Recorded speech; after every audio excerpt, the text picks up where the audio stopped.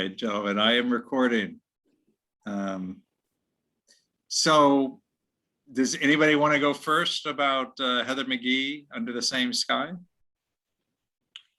I can start with the sort of shock of it is it seems so obvious once she laid out sort of the realities of the way in which we organize our cities and segregate ourselves, but it shouldn't have been shocking, but it was. And it was an interesting sort of experience reading this thing and sort of going, oh my God, and then saying, oh, right, of course, that's, how did you not realize that? So that was sort of my takeaway from this. There was a much more visceral emotional response to this one than there was to the other chapter. Yeah, I had a very similar response where I thought, oh my God, I can't believe she's going to this. And then as soon as she did, I'm like, oh my God, I can't believe I never thought about it in these terms. I've heard people talk about climate change and the response to climate change as like Democrats versus Republicans. But I mean, but she always does that kind of, one of her signature moves is to basically say, okay, let's just talk about the majority of white people, which is another way of saying, let's talk about Republicans. But, you know, it's interesting, like that I guess the quote that I remember, or that I, like, if you're in a society where you've already let someone go without shelter, what does it matter if they drown? If it's okay for people to suffer, then it's okay for people to suffer. If your wealth is, you know, protected you from that kind of suffering, then your wealth can probably protect you from another kind of suffering. And I think that perspective is pretty central to the response or the non-response, that, you know, this is how things go. So I think there's always a little bit of surprise when that's not the case, and it's often not the case. I mean, as she describes, like the people who got burned out of the Paradise fire at this point, that would, I think that was 2019, and a lot of those people, you know, that was up in the hills. It was, you know, it's California, so it's probably average income, but a lot of the people up there basically didn't have insurance. You know, they were living in trailers, or, you know, they were renting a house. And those people, the ones who were basically kind of marginal but white, they're homeless now. I mean, they're getting basically driven out of, you know, they were sort of set up in Walmart parking lots and kind of tolerated. And now the people in those communities are like, hey, we're tired of having, you know, a bunch of our fellow citizens camped out, which I get, but I'm sure those people going through it are probably like, what the heck? That's not how it's supposed to work. Well, the last comment gets to me. The other thing that I got out of that quote is there's two layers here. Part of it is, well, if you can deal with that kind of suffering happening to other people, and it's not going to happen to you. I think the other thing is we intentionally hide from ourselves the suffering of other people. So first off, you have to be aware of it. But even when we make people aware of it, then the layer that she's describing kicks in and sort of like, oh, well, that's not my suffering, right? Where I think that what's going on is that the stories we tell about ourselves and the stories we tell about sort of particularly environmental change covers up a lot of what's going on, right? I mean, she does a really good job of talking about the Republican narrative, the narrative that the white sort of capitalist generals are giving us steers us away from it. But the story we tell ourselves about poverty, the stories we tell about how we segregate our cities, we intentionally cover up the sort of disproportionate effect. Right. And then even when you point it out, then the thing about, well, at least I'm not suffering, right? So right. The number of times folks will say, well, it doesn't bother me, so it's not a problem, I think is really staggering. Yeah, I mean, one of the things that struck me is I think it's probably true to say that the opposition to climate change mitigation is not racially motivated, but racism enables it. And I think that that's true of a lot of things, right? So, I mean, I think what Matt is saying is right. If you're if you're the CEO of Exxon, your motivation for putting out disinformation about climate change is clearly financial, right? I mean, this is a boon to your It's your personal business model. Right, exactly. But if you're a middle class white person, I think it's true to say that, you don't really want to give up your SUV. And so long as it's only people that you kind of don't like anyway that are suffering, Or when you then imagine it happening, it's going to be people yeah. far away, people that are different than you. So I mean, I think if racism weren't present in that stew, that would be a lot harder of a position for people to stake out. But racism Right. enables that in a way that I'd never really thought of before, which is kind of interesting. Right. Yeah, you see this. It's not in this book, it's in a different book that I'm having students in a different class read, but Michael Mann, talks about how much of what is driving the resistance to climate change is exactly these disinformation campaigns by big oil companies. And I'd never really considered it. And I remember seeing some older, guys in their 70s who were kind of original gangsters in environmentalism. And they said, the biggest thing we didn't count on in the last, since the 80s was we just didn't imagine that Exxon and Chevron, that oil companies would basically be willing to set the world on fire so that they can sell their product for 20 more years. And they said, like, none of us considered that. And that's, and at this point, I think that is starting to shift, but it's got a ways to go yet before that scam or that grift collapses. Well, I think that gets to another thing that I love trying to point out to students, and it's insidious, but what you just highlighted is it's insidious in two ways, right? This ahistorical reasoning. If we think about the fact that America has always been a land of freedom, we don't think about the way in which how freedom has worked is nuanced over time. If we hold on to religious or political ideas as if they're static, unchanging kind of things, when we look at the past, we can't see what was actually happening, which gets at my previous comment about not seeing it. But what you just highlighted for me in a way I hadn't sort of thought about is that ahistorical reasoning cuts both ways. All I have to do is get as much money as possible because I don't have to think about the effects. I don't have to think ahistorically future oriented, right? I don't have to think about what's going to happen with my grandchildren. I don't have to think, because it doesn't matter, because we're all in this weird eternal present where resources are limitless. Even when we point out that they're not limitless, that there's this sort of weird sticking with profit is ahistorical. It doesn't really matter when it happens as long as I get it. Right. So that sort of weird lens message. Well, and people, in my opinion, people have I don't know what the word for this phenomenon is, but like denying climate change is similar to me to being opposed to mask mandates, say, right? Where you're assuming that whatever harm comes from that is not going to affect you, right? Right. And so, yeah, and that's, I think that's a human trait. I mean, it's.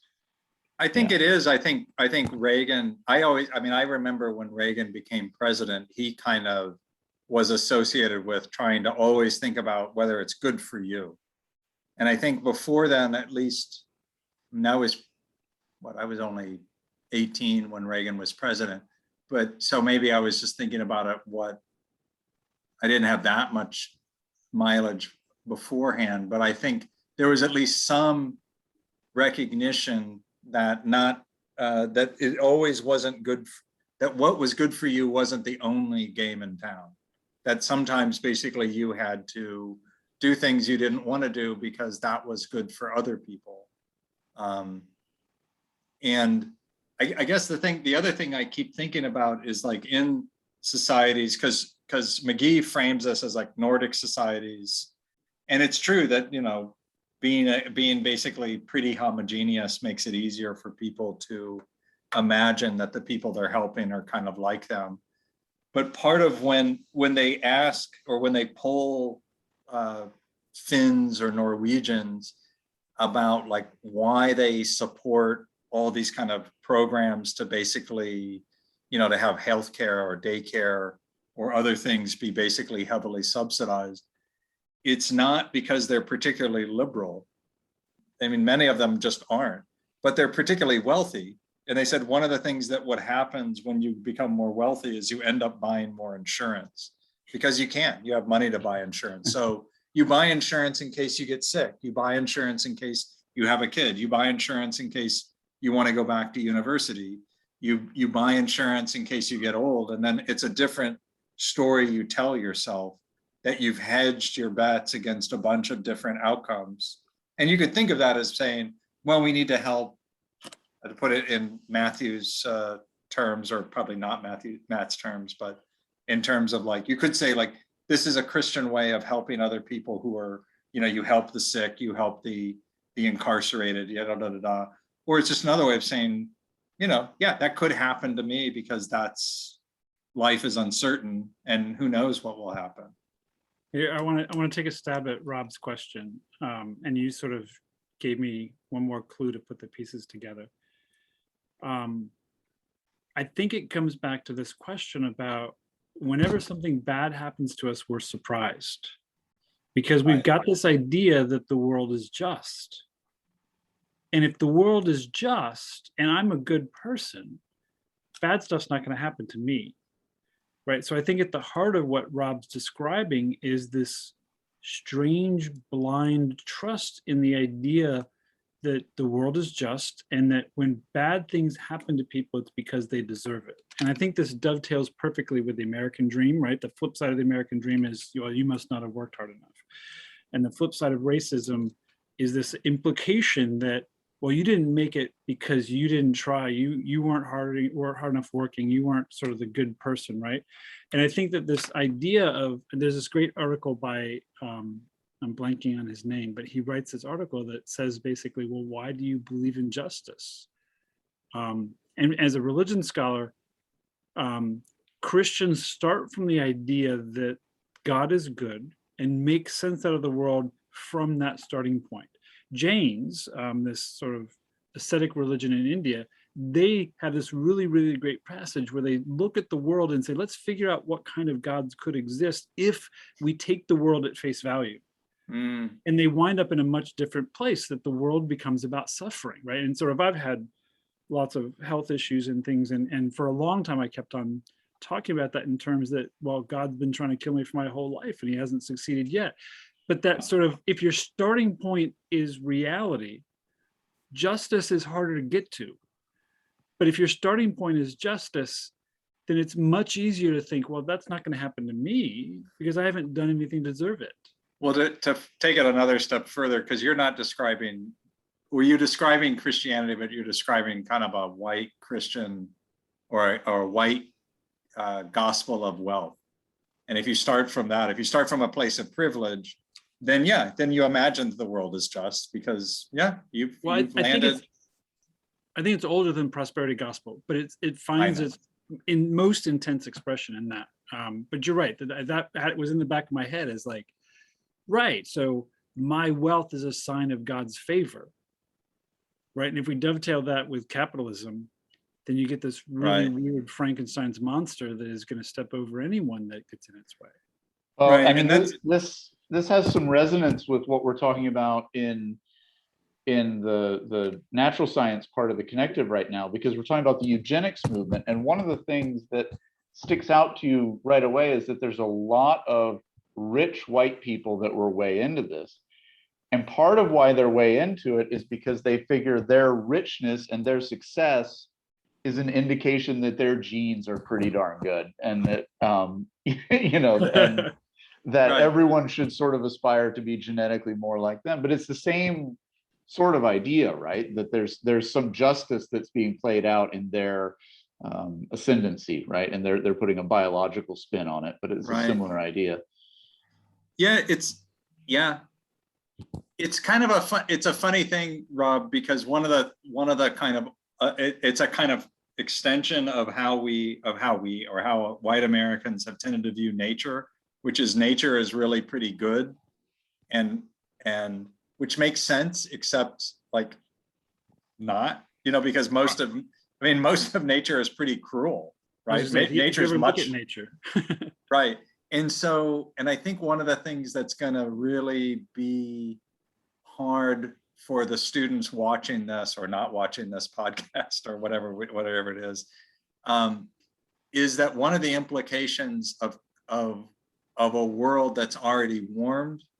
I mean, even if we could stop global warming today, we've already screwed things up enough that there's going to be so many disruptions that a lot of the assumptions of the last few thousand years are going to be upended. And so it's not at all clear that the world, and the most fundamental one of it is this idea that like tomorrow will be better than the world of today. Like your generation will have a better shot and a higher standard of living than your parents or your grandparents. And there's ways in which that will be true, right? There'll be fewer people will probably die of lung ailments because we won't be burning fossil fuels. But on the other hand, holy shit, on almost every other metric, the world's just going to be hotter with more disease, more people disrupted, including us, but also people around the world are going to be like having to kind of shift locations. That's going to make everybody kind of pissier, for lack of a better term. The danger, sort of thinking through Rob's eugenics attitude and sort of what I'm positing about this sort of attitude of justice, is the worse the world gets, the more we're justified if we're on top of thinking that we were meant to be there. The more people are suffering, the more stark my success is. And that if we hold on to this notion that there's meaning and purpose inherent in the universe that's reflected either, as Rob said, in our DNA, or as a religious person might say, in a sort of gifts of grace, or even going back to the Enlightenment, the sort of World War I and World War II were really devastating to folks because they thought reason was this thing that would just, progress would inevitably sort of come out of it. We're only a little ways away from the sort of perfection, where the more stark the difference is, I wonder whether folks would say, yeah, I'm even higher, that the sort of my distance between me and the people that are really suffering makes my sort of grace or my DNA look even better. I mean, maybe they won't read it that way, but my fear is that sort of that's one scenario. I mean, a friend of mine, actually my wife's cousin, his read on like why zombie apocalypse movies are so popular is it's essentially a story of migration, and a story of migration, especially in an era of climate change, that the people who are going to be the zombie hordes are going to be the people that you're going to be justified in killing, and those are going to be the people coming into your country. And this is one of the geniuses of McGhee, is I think she also just talks about it's the story we tell ourselves, which is never how I think of history. But of course, that is what history is. It's just that it's not how professional historians think of it. It's like, take somebody who's an outsider and goes, oh my God, that's what this is. I mean, so Yuval Harari, the Israeli kind of big historian, the guy who wrote Sapiens, he says, what climate change or the renewable energy movement doesn't have is a good story, because we want heroes and villains. And so the story really should be, you know what it would take to kind of mediate or to kind of fix the problem of climate change? About 2 cents out of every dollar. So it would take about, the government just shifting resources that much in order to kind of deal with this problem. And God, if we'd done this in the 70s, we'd already be there, and we wouldn't have even noticed that the changes had occurred. Now we're going to notice, but still, it's like we're not willing to spend 2 cents today to prevent catastrophe tomorrow. And that stories thing is really powerful, particularly the way she approaches it is she's telling us stories that don't get a wide audience, right? That some people see this stuff. For some people, it's really clear what's going on. The sort of metaphor I use in my other classes, whose stories get told, who's allowed to tell the stories. And then there's a guy named Ibu Patel who is running Interfaith Youth Corps. And he's leaning hard into this narrative thing. And his take is really close to what you just said about the sort of climate change world is we don't have stories that illustrate what interfaith cooperation looks like, right? But I think for climate change, I want to lean into your sort of, we don't have any villains, but we do have villains, right? We were just talking about people that were intentionally burning the world in order to make money. But that story is not widely known. I mean, so Barack Obama goes to the Glasgow and he gives this talk and he's like talking about our inability to deal with things, but that story is kind of like a 20 years ago story. Like it's not, the problem is not us. I mean, it is us because humans are we're morons. It's amazing we've gotten this far, but the story of the Saudi royal family and Vladimir Putin and Rex Tillerson and and those guys, that's like we don't want to tell that story because I think one of the other stories or one of the other narrative tropes in American society that I think is the most fundamental one, and it's our most fundamental dysfunction, is we don't hold elites accountable for anything. We don't have war criminals. We've never started wars without a justification. We've never just done anything bad. I mean, that idea, which this is, McGhee doesn't kind of use this, but she jumps off in I think some important ways from Coates, the guy who wrote We Were 8 Years in Power, as well as many other books, but he talks about that idea as kind of white innocence. That sure, okay, yeah, George Floyd, that was bad, and oh yeah, that other guy, oh yeah, no, that woman, oh yeah, that thing, oh yeah, that book burning, the Klan, yeah, really bad. Slavery, of course, that was bad, but none of those make a pattern because whites are always innocent. There's not just no problem. There couldn't be a problem because you're talking about a story of the most blessed, but also generous and wonderful people in the history of the world. I mean, so. Yeah, Kennedy talks about American history is all about denial, right? And you just sort of exemplified that with all that sort of denial. Sorry, Rob. No, I was just thinking about, I wonder, when we're thinking about climate change, it strikes me that there's a lot of interesting history in the US of just science denialism in general, right? I mean, for many years, I argued with creationists. But I primarily understood their motivation. I mean, their motivation was one of, they were mostly biblical literalists, right? And so this was something that they felt conflicted with that belief. People who don't like climate change, might have different motivations. People who are anti-vax appear to fetishize personal choice over the public good.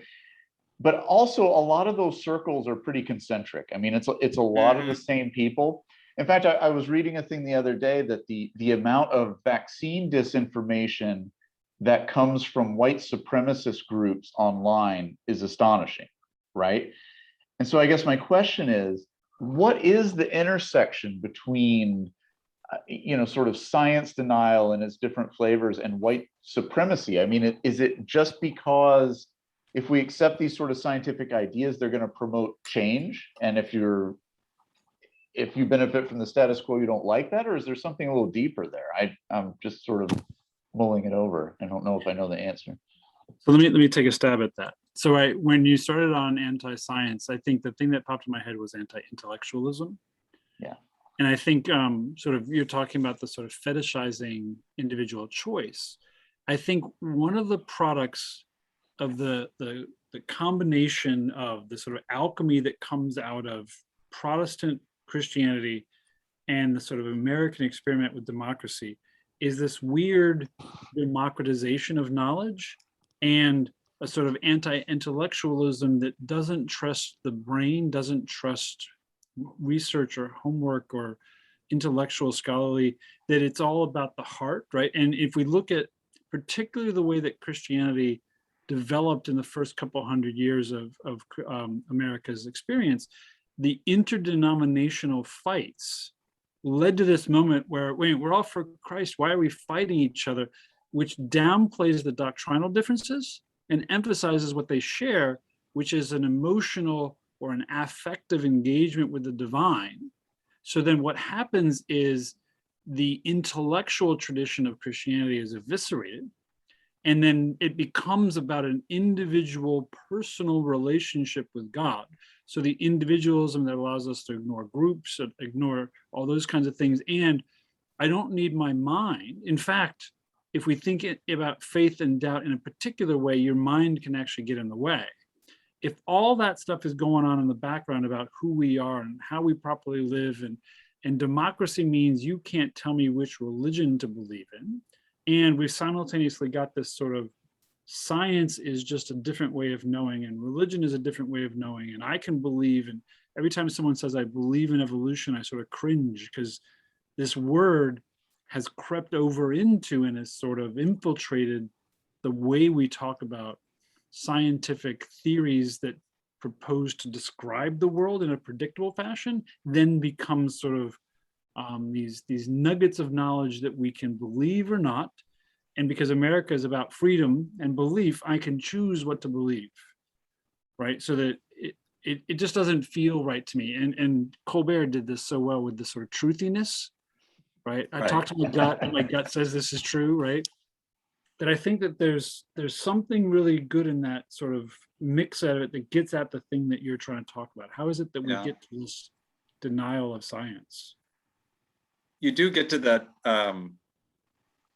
I was just thinking about the doctrinal aspects, or the belief in politics, the way that liberal households put these signs, which I find kind of ridiculous, like, in this house, we believe, and it's like, we believe in the, that water is life, and a list, and, and conservatives have come up with their own sign, and now there's like variations on these signs, but in a sense, it's just like, oh yeah, like there's no, it's just like, here's my truth.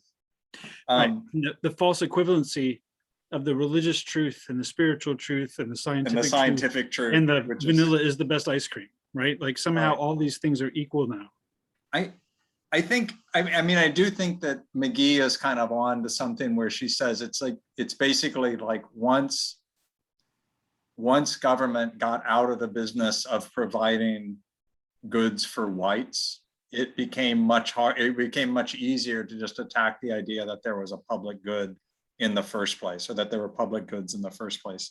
Because there certainly were, the Birchers ran anti-vax campaigns in the, and kind of anti, what was the, they didn't want to like purify the water systems, and, all this kind of chlorine and stuff like that in water. But that was always pretty fringy. And in part, it's because the technology of disseminating those ideas was antiquated compared to Mark Zuckerberg's giant disinformation machine.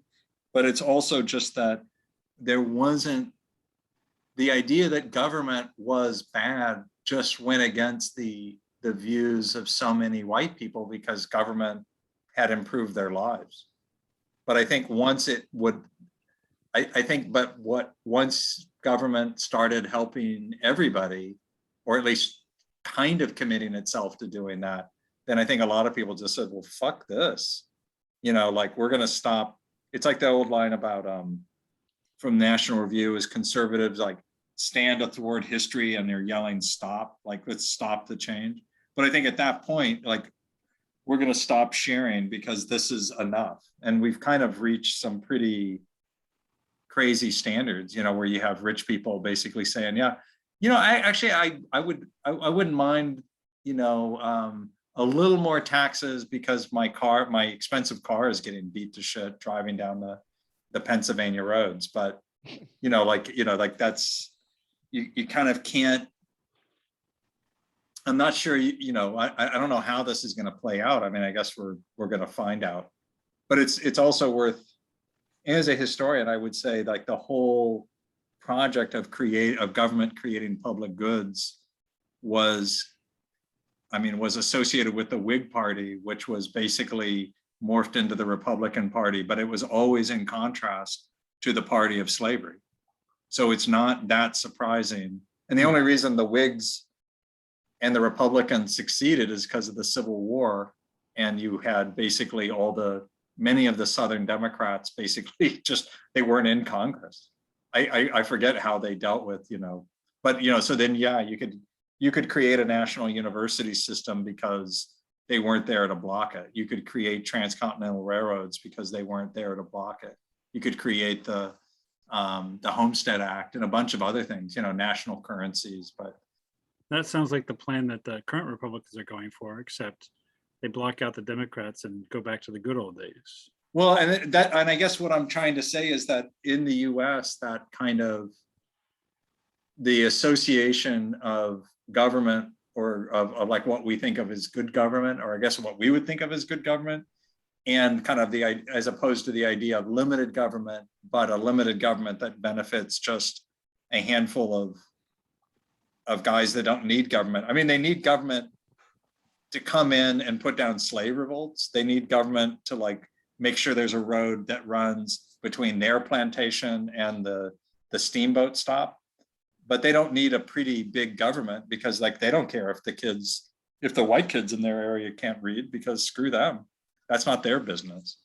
And so it's been historically that dance between essentially the Whigs and the Tories, which I never really understood that so clearly, like that tension in American life. I'd hear older historians reference that, but it didn't make as much sense. And it makes much more sense now that I have a fuller understanding of that. I think the part of the reason why there's the levels of white supremacy are kind of accelerating is because, in part, the big political story is that whites are declining as a majority group. And that means that at least within a democracy, you can't, if assuming you count every vote and assuming everybody votes, then at some point, the support for that perspective really runs out and the US becomes much more Whiggish, much more, social democratic at some level. And I think the way you could stop that is you either gerrymander people, you attack the very idea of government, and eventually you could attack the idea of democracy, which I think that's a pretty clear trend. I think there's a certain view that we would rather have white supremacy than have a republic. Or we'd rather have a white republic than have the republic that Abraham Lincoln envisioned. There's a great article that looks at what would motivate voters to give up on the basic principles of democracy. And they ran it against, I think it was 12 or 15 different variables. The only one that works is threatening the racial status quo. And it works only for Republicans. So basically, when would you be willing to give up on the principles of voting, the principles of independence, the principles of a sort of democratic ideal of the sovereignty of the people forming the government? If you try and upturn the fact that white folks are in power, that's when people decide it's time to give up. And then another related article talks about when is it okay to resort to violence? And there's similar sort of connections there. And the scary part for me is we're sort of at that moment with January 6th and the sort of rise of this weird, and we're shutting down voting here, and we're making sure more people can carry guns here, and you don't have to register or tell anyone. So all this sort of variables come together in pretty scary ways. I forget. I think it was Kinzinger who basically said this is not sustainable. So basically, Republicans are going to destroy themselves or destroy the republic, but you can't keep harnessing these dark forces. And until now, this is, Mitch McConnell's been kind of able to keep both hands on the ears of this tiger and kind of keep it away from eating his face. But at some point, this is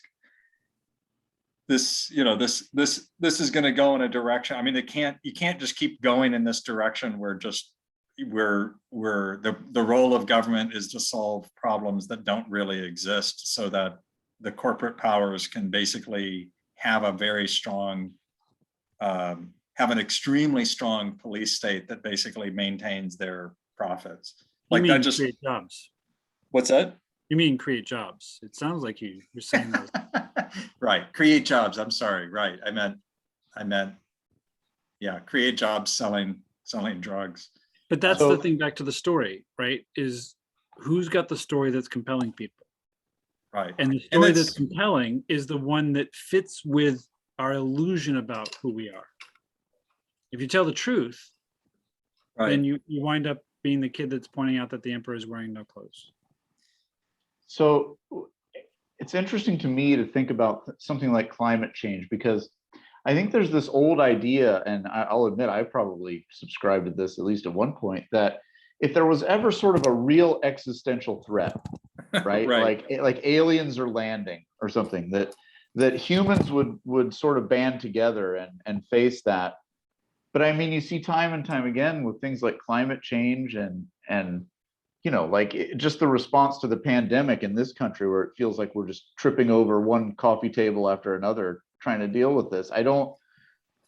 It's a little disconcerting, right? Because it suggests that there isn't enough cohesion amongst people, or enough empathy amongst people to sort of pull in the same direction. And it's pretty depressing to think about. It's, yeah, that part's been pretty. But the same, I mean, what, like Michael Mann, the guy who's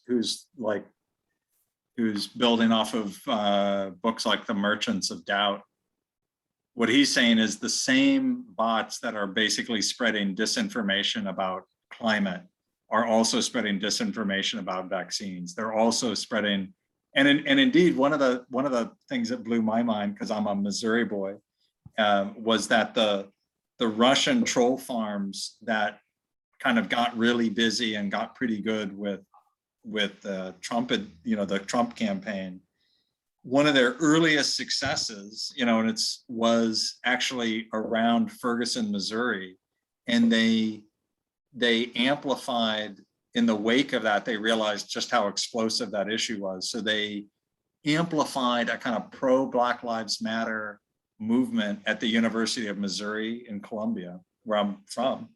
And it's not Missouri. I mean, Missouri's a pretty racist place, and Columbia's Columbia's not bad compared to Missouri, but that's like saying they're the tallest dwarf, of the seven. But the story that sent people over the line was that the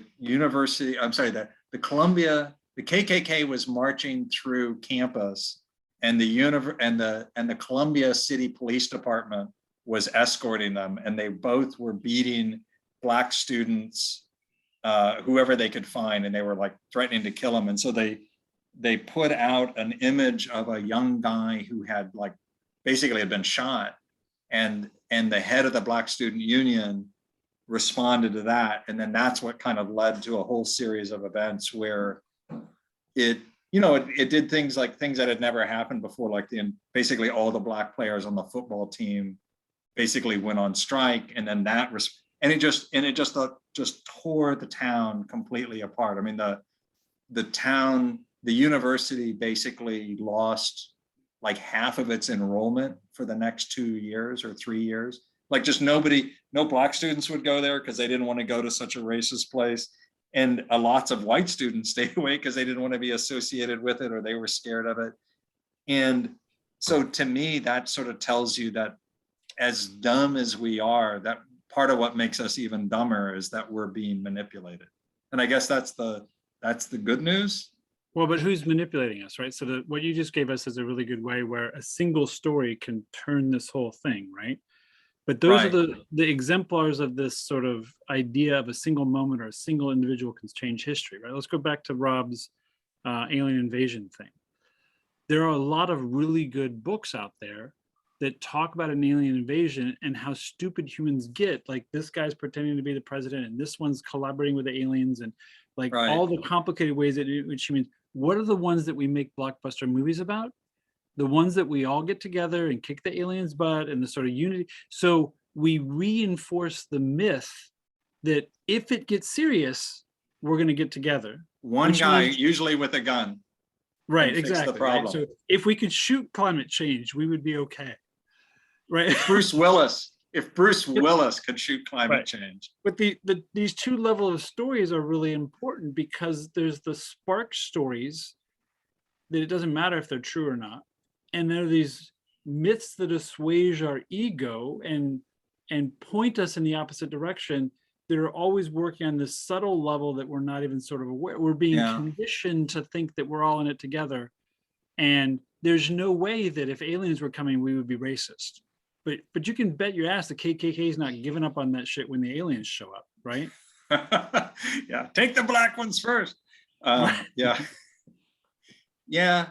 I mean, I guess we've been going for, I think, long enough to wrap it up. The thing I keep thinking about is there was this early rapper, or kind of a proto rapper, Gil Scott-Heron, and when Ronald Reagan was elected, he talked about him as a B movie star. So he recorded this whole long rap called B Movies, and he said, America doesn't know what it wants to do. It doesn't want to go forward, or doesn't want to go back. And he looked at it as like, it doesn't know whether it wants to be Matt Dillon or Bob Dylan, and so I think that tension but essentially what Gil Scott-Heron was talking about is America was confronting a series of crises that it didn't know how to control. So in response, and whites went back to what was comforting, and they wanted John Wayne, but John Wayne had already died. So they settled for Ronald Reagan because he was the next best thing.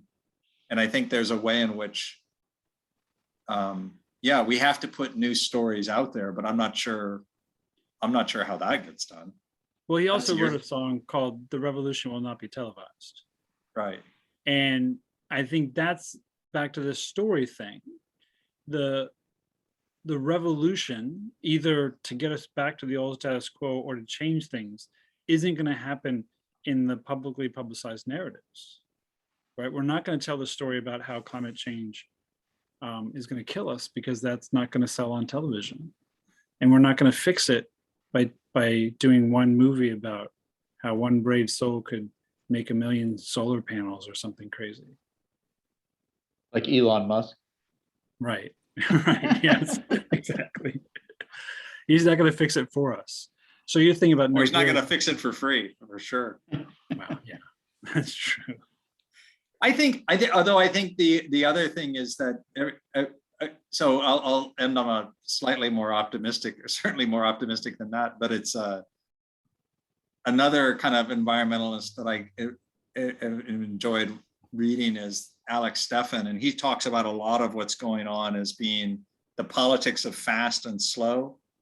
And he says, like, the people who want everything to go slow are the ones who want to keep the status quo. But he says there's so much disruption that's going to come. And he said some of the disruption is going to be like the Delmarva Peninsula is just going to flood. I mean, that's going to not exist by the time the students watching this, by the time they have kids that are, or by the time they have grandkids, certainly, Delmarva will be a shadow of what it is, that's a level of disruption that's going to be just harsh. But then there's also just going to be, like, 10 years ago, coal looked like a totally normal industry that would always just kind of go. And it's had a president who was like doing everything he could to kind of keep that system going. And coal went from being basically totally solid to its disappearing throughout the world. And I think the same is true, like somebody said, basically, like, renewable energies have already quadrupled in the US in the last decade.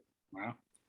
And they're on track to kind of go faster than that. And if they just keep quadrupling every decade, by 2035, they'll be the only source of energy that we have.